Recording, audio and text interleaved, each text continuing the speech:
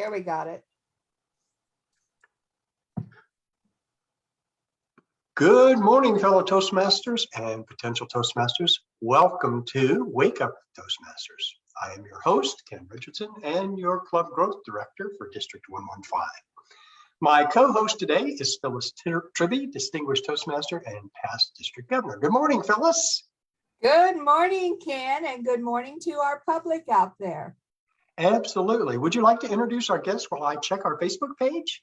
Yes, I would love to. Our guest today comes to us from District 33, where most of us were members at one time.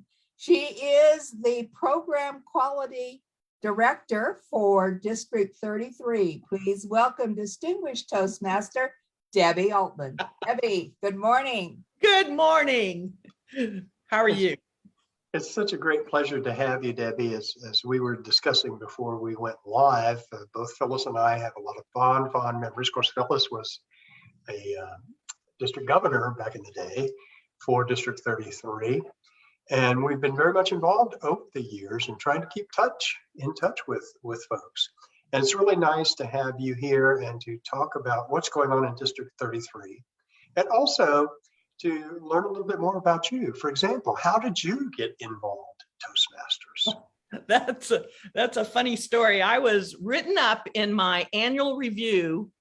You need to improve your public speaking. I was an appraiser with the Kern County assessor, and part of my job was to present almost like court cases. And what would happen is my face would turn red and my brain would implode. Nothing intelligent would come out. And my supervisor was he was very nice about it, but he just said you need to improve. So 6 months later, after I joined my Toastmaster club, I was a solo speaker in an event, and he says, first of all, nobody ever listens to me, and you're doing great. Oh my gosh. So how long have you been in Toastmasters? 2012 is when I joined, so I'm coming up on 10 years. Very good. And what keeps you in? Why do you stay? Have you accomplished your goals? Or? Yes. Have I? Oh, never can you accomplish your goals. They keep changing. You keep throwing a new one out in front of you. So I'm a lifelong learner. I am motivated by the idea of leadership by example. And I am, I've forgotten the question, of course, but I asked what keeps you in Toastmasters? Keeps me in. It's just, okay, well, I found out how I'm wired. And it's, I used to be a competitive tennis player. I thought it was all about competition. And then I met this woman on a bike on a hill. She was so upset. She hated this hill. And I found out by teaching her to love hills that my success was secondary to her accomplishment. So it changed. I was no longer a competitor. I was a supporter, a coach, a mentor. And that is my true self. So tapping into that, understanding that, you can help people with longer time commitments. I mean, it makes it's an amazing self-discovery that allows me to help people ongoing. Well, we were talking earlier, that's a wonderful, wonderful story. And we were talking earlier about the fact that you're now program quality director. Next year, you're going to be district director for District 33. And what I have confidence, but I know what you mean, Yeah. But we were talking about some of the lessons learned going through pre-COVID, COVID. Now we're somewhere in a gray area where we have COVID, but we are less restrictive. What lessons have you learned to help promote club growth over the last couple of years in your roles? I personally, we have people that are suffering, but we also have people with needs. They're lonely, they devoid of social interactions. It's what you choose to focus on. So, when you're just surviving, I think that's the dominant. If, you're sick or your family member's sick, but if you're out of that, then focusing on still improving yourself and as a leader, understanding you can still bring in people, it's actually benefited us in many ways. The technology, you look at where we started. I could hardly even turn on the Zoom. I had never turned on a Zoom. Now I can do breakout rooms. I can set up meetings with registration. It's a new world, and it's benefited us in many ways. I always say that I'm very, very lucky to have as my co-host Phyllis Tribby, who has such a wealth of knowledge and was in fact, district governor in District 33. So Phyllis, give us your perspective on, where have we arrived and what can we do now going forward, or what you think we need to do. And maybe you have a few questions for Debbie as well. Well, I'm beginning to see a bright future for Toastmasters. There were times during these last 2 years that I wasn't sure that we could survive with the number of members and the clubs lost, but I'm beginning to see now where people are coming back.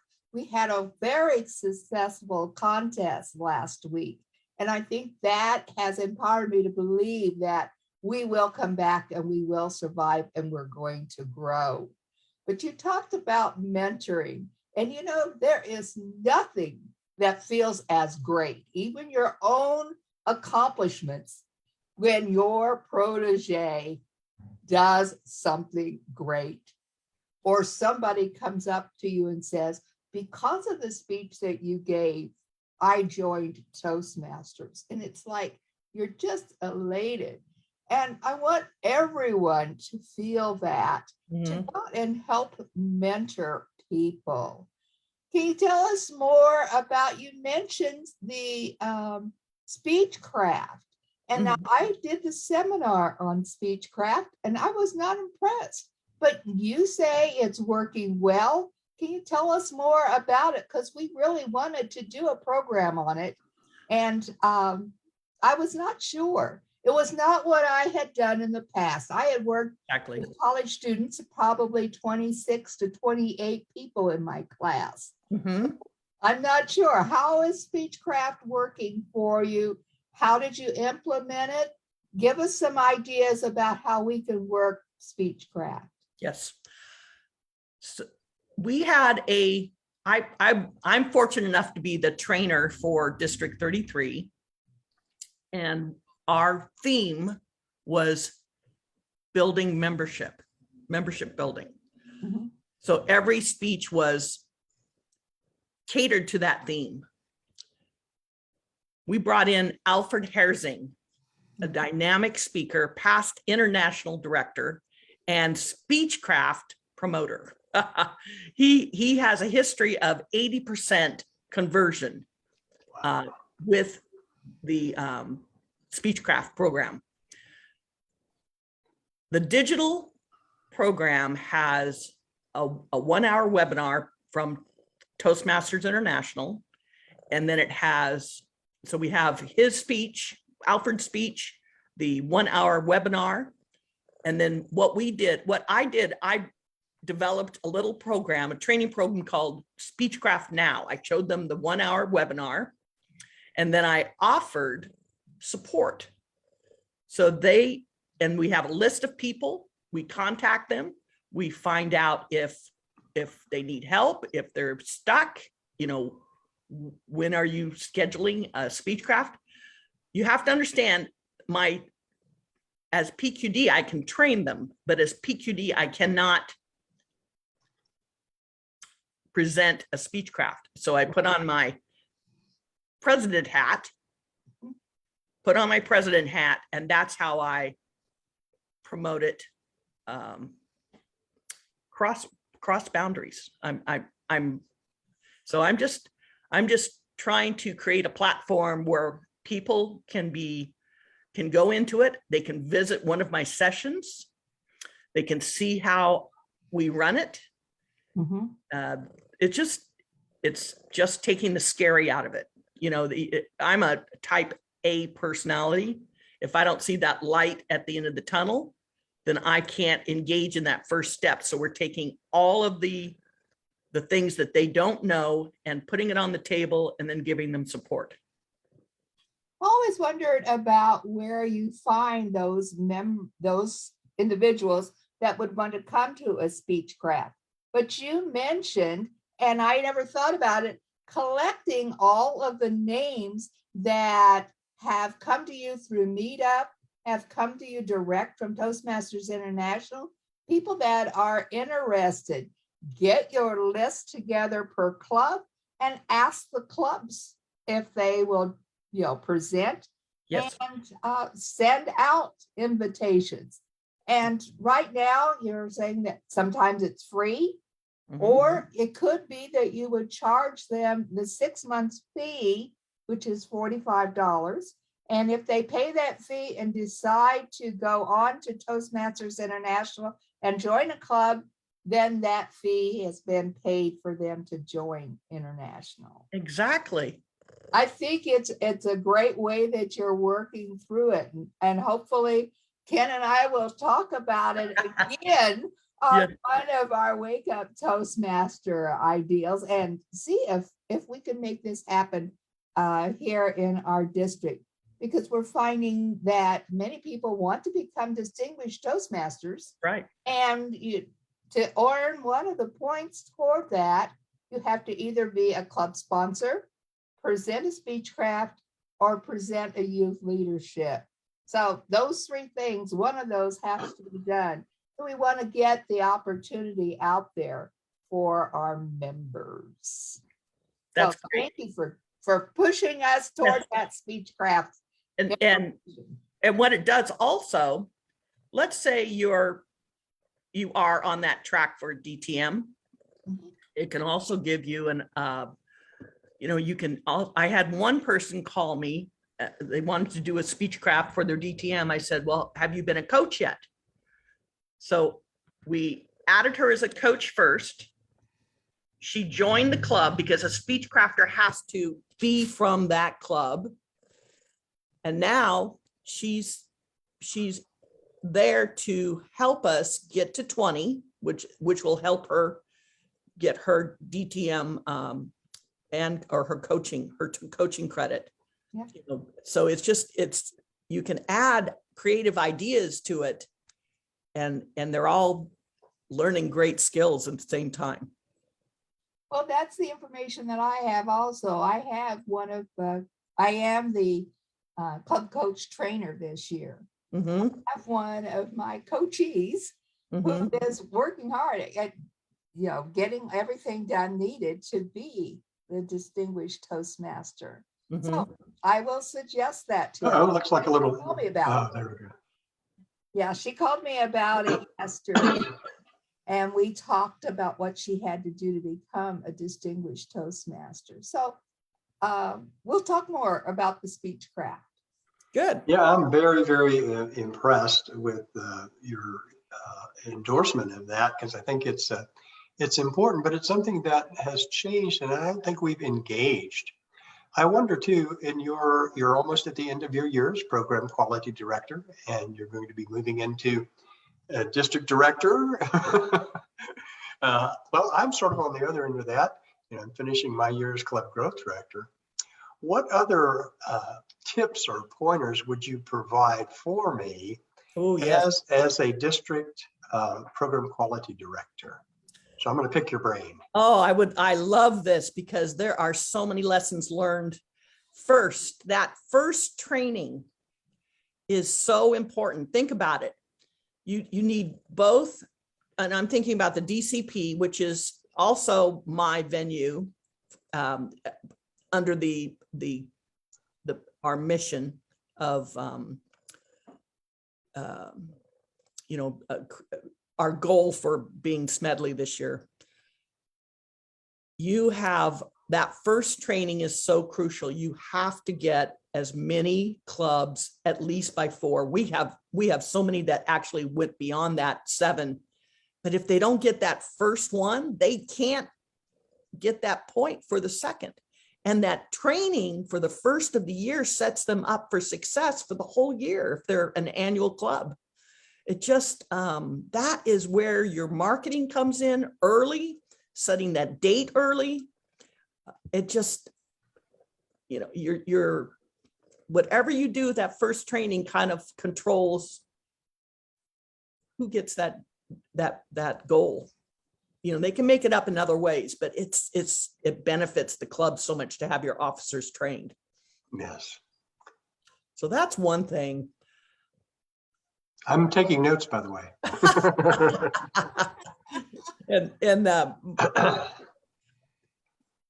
I think Interesting this year is that we had the early bird.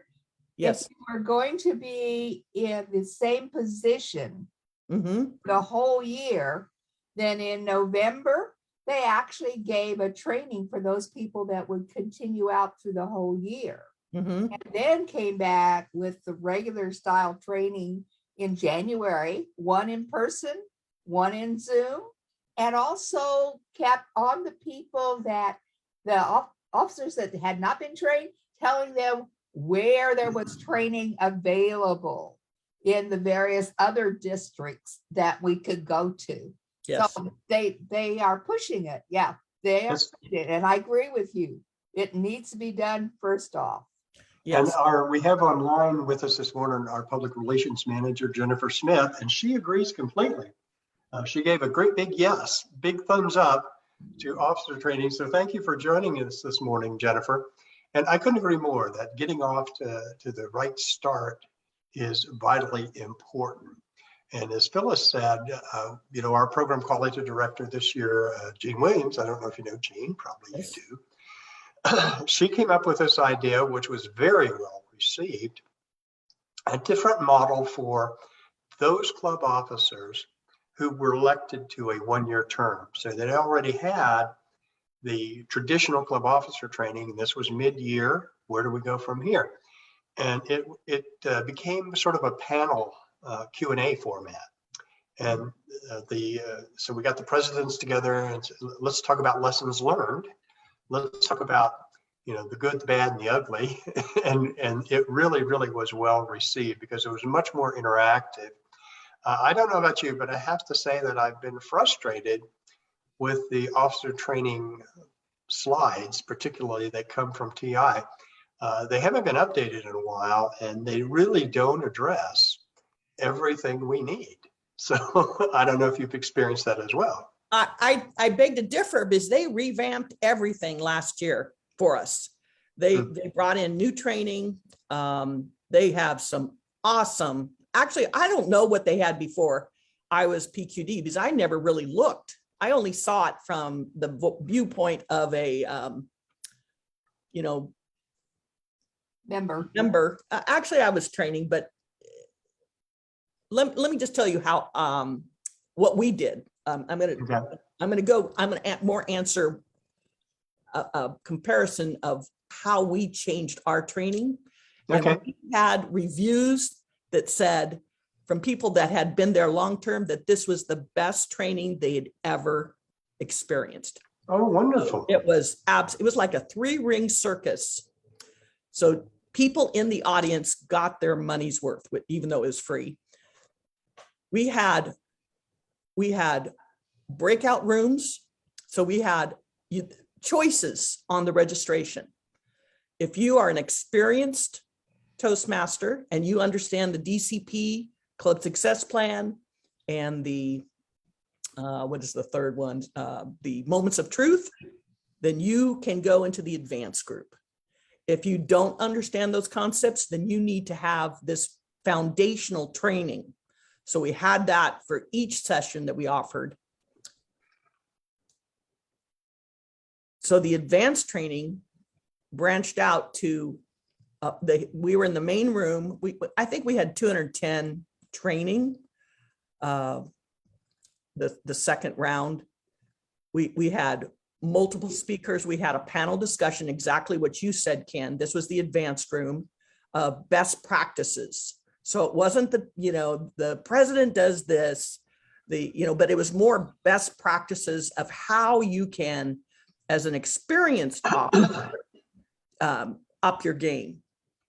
We had further breakouts with how to be a base camp manager and showed them how to navigate pathways. We had another on free toast host, how to use that great tool for renewals for the treasurer and for the secretary as in doing their minutes, and for the VPE for creating an agenda, keeping track of who has done which speeches. We also had our past PR manager. She did how to do a flyer, and it was not your normal flyer instruction. She showed you could do it from so many different platforms, and she just took her audience, her officers that were there, and showed them how to do it. So these really functional tools that our people took them home, and everybody could choose what they wanted to do as long as they had that foundation. We even had, for the first time, we had a corporate training, and we found that our corporate clubs are some of the hardest hit with this pandemic, because I don't know why, but some of them are on, they're struggling. The companies are struggling. So we had a corporate training that helped them understand how to communicate with their employers to show the value of the Toastmaster program. Oh, that's a good one. That's great. And you've hit on a lot of the areas that were my concern. Going back to my original statement about the stuff that TI had provided in their stuff, I love the fact that you focused on base camp. For example, I taught last year the secretary. I've been in every officer role, and I taught the secretaries, new secretaries, and many of them had no clue that they were the backup for base camp, and they were. So that was an area I felt, and also I'm glad you mentioned free toast host. And I'll have to confess, when free toast host first came out, I did not like it. It was very cumbersome. It wasn't user friendly. But the current version is a wonderful tool.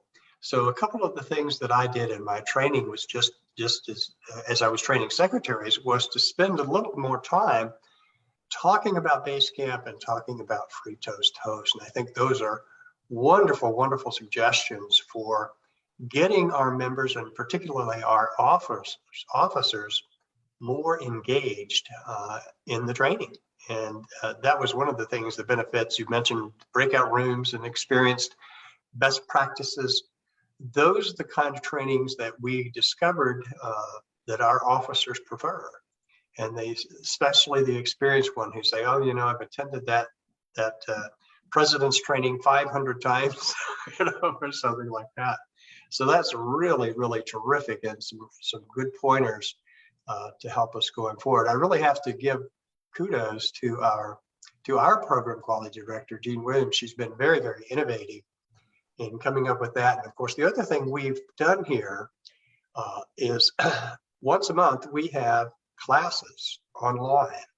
So for example, we do every month, we'll do a new member orientation or an introduction to pathways. And then we'll have other classes that's from 6 p.m. to 8 p.m.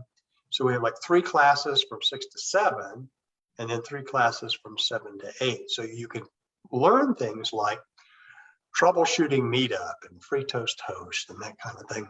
Mm-hmm. And I think that's been incredibly beneficial as a supplement.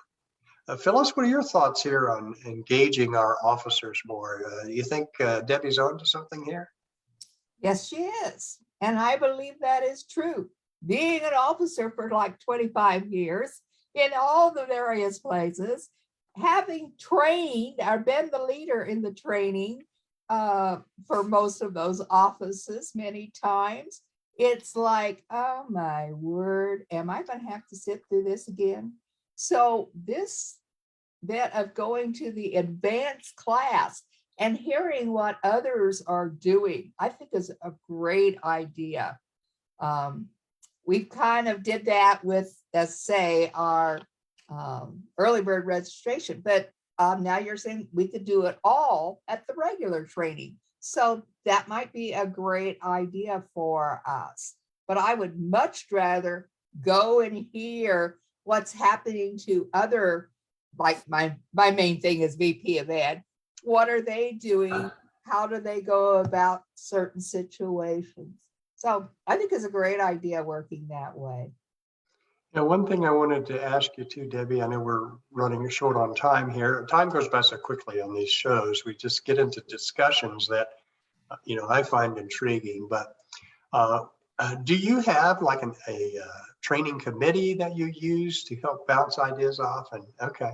Yes, and that is how, I have a couple go-to people that are experienced. They are in the weeds, so to speak. They are the coaches and the leaders of their divisions.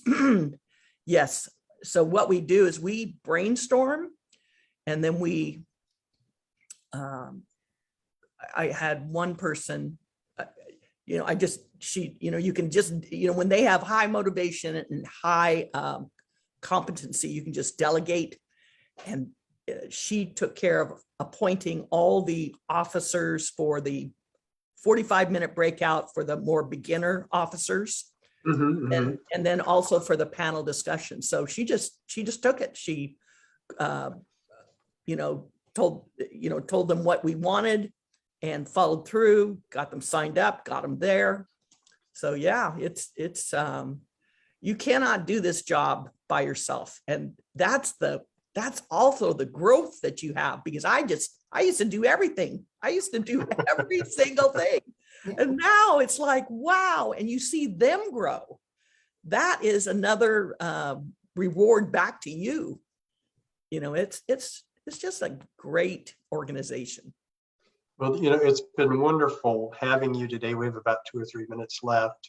Have a couple of announcements, but I just want to say how grateful we are that you took time out of your busy schedule to come and visit and share your expertise. And hopefully you'll come back again sometime. So fun. And you can bring your cat. You can see his ear right here. Yes. Before Debbie goes, can we have her tell us about her district conference? When is it going to be? Oh yes. Can we come and visit?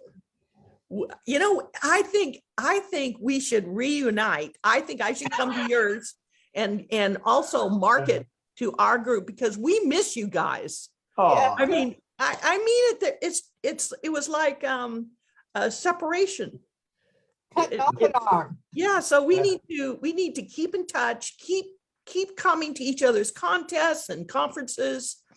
We have oh my gosh, it's going to be so fantastic. We have our theme. We have our keynote speakers. We have 2 high-level speakers, Karen Lucas, who is an international director, and Willie Jones. I have not heard him, but it was a recommendation from Karen that you have to ask him to come to your conference. And so, I mean, it's turning out to be really exciting. We have an educational, we're going to have some discovering the fun in pathways. We're having how to be a champion evaluator, little educational things. And we're going to be doing 3 at one time. So you're going to be able to choose which speech you're going to see. I don't remember the last one. The guy is just a fabulous speaker. He is a member and president of a club in along the coast, so you know he's successful. So when's the date and where's it going to be? All right, it's going, well, where's it going to be? It's going to be on Zoom. Oh, okay. So we have such a diverse district. We have some very liberal, where they're always first on the list for closures. Santa Barbara, parts of Ventura County. So we didn't have a choice. It was, everybody had to do it one way. So we went Zoom, virtual. And the But date? next year we plan to have it open and physical, and everybody's going to be invited. We'll be there. Well, Yes. tell us the date for the Zoom meeting. All right, Zoom- 29th, 30th, and then of course the new officers will meet on that Sunday morning. Is that's April or April April? 29th, 30th, and then if you're an officer, a district officer, you'll be meeting on Sunday morning. Well, if you would be kind enough to send us the details, we will send them out to the district, I District think that's 115. Yes. And we will invite District 33 to our conference, which will be in person. It's going Wow. to be, yeah, we are in person this year on May 14th. Uh-huh. And it's at a location just off the strip at a Hampton Inn. Okay. So from that location, you can see the strip. It's right off of the 15, Interstate 15. So it's quick and easy to get to. So we'll send you that information. What And are your again, dates? Yeah, what are your May, dates? May 14th. Okay, very Yeah. good. So we'll be happy to have anyone join us, and I'm going to try and make your meeting. That's rather a busy time because we have our contests on the 30th, our division contest. But we're going to do what we can to sit in. At least I am, and I know Phyllis will. Speaking of which, I need to wrap things up. I want to thank everyone for joining us today. Especially I want to thank Debbie and my sidekick here, Phyllis. If you have any questions or if you would like to be a guest on Wake Up with Toastmasters, please send me an email at d115cgd@gmail.com. And don't forget, tomorrow, or Saturday rather, March 12th, we have areas B1, B2, B3, and C3. They've all combined together to conduct the evaluation and international contests. Doors open at 8 a.m. Registration, I think, is like $5. So we are in person for our contest. If you'd like more information, send me an email. Thank you, everybody, for joining us. I'm going to sign us off. Phyllis, you have anything before we go? All right. Thank you, Debbie. It was Thank you, great to Debbie. see ya. Thank you, Phyllis. We're going to Okay. have you back sometime. Thanks for joining us.